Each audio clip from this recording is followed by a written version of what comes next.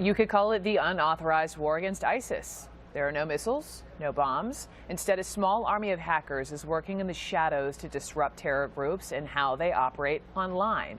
In a rare interview, CNN Money tech correspondent Lori Siegel talks with a secretive leader to one of these hacking groups.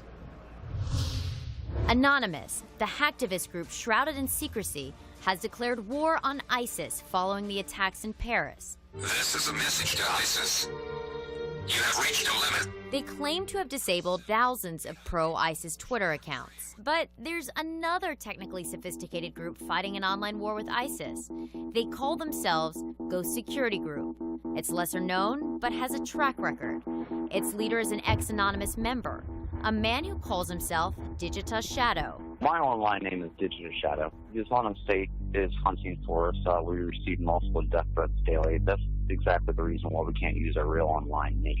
To date, I've taken out 149 Islamic State propaganda sites, 110,000 social media accounts, and over 6,000 propaganda videos.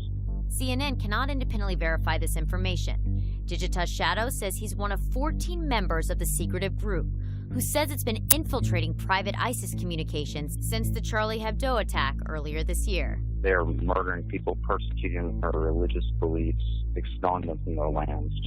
Just appalling. Something has to be done, and they have to be slowed down and stopped. Ghost Security's members say they're a global mix of ex-military, ex-counterintelligence, and IT specialists. So what makes them different from Anonymous? They share their intel with the U.S. government. They funnel potential threats and information on ISIS operatives through one man, intelligence advisor Michael Smith, who then passes the info on to U.S. law enforcement officials. They use me to present information to federal authorities here in the United States. That information is sometimes shared with officials abroad. Smith says the group has actually thwarted several ISIS attacks.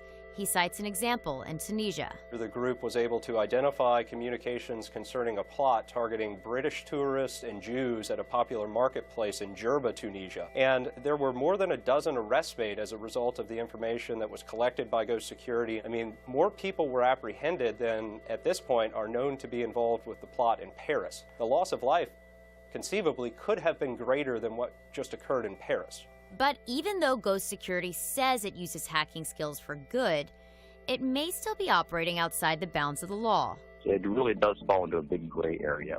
Yes, is hacking illegal? Absolutely.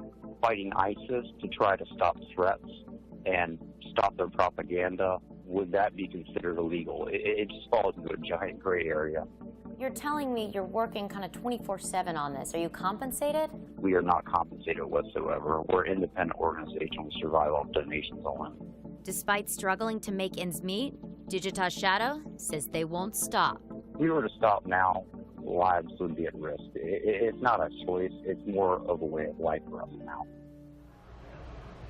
More of a way of life, yeah. Lori Siegel. And so this person, who we don't know who this person is American, but they have people in the Middle East. All over the world. So 14 core members, Middle East, Europe, and the United States, and then another handful of members that they say are all around that help manage social media accounts, Brooke. As far as hackers like this guy and the government, and he talks about this gray area of the law, but the relationship between the two is pretty interesting. Yeah, it's fascinating because if we remember, like hackers are traditionally very anti-establishment, very anti-government, especially anonymous. But these guys are saying we kept finding all this really valuable information. They kept trying to go to the FBI hotline, couldn't get through, and they found these potential attacks in Tunisia, and they said we need to find someone. And Mike Smith, who you heard from, took them seriously enough, and now they developed a working relationship. A working relationship. Yeah, it's an interesting. So Michael Smith says this is by the books. They've changed their ways a little bit. They're collecting data. You speak to the hacker, Digitas Shadow, that was his name, and he'll tell you a bit of a different story. He told me, we only hack when there's really lives at risk. So there definitely is that gray area of legality, Brooke. Hearing these different voices, all these people you find, Lori Siegel, keep finding them and telling their stories. Thank you so much. Thank you. I appreciate that.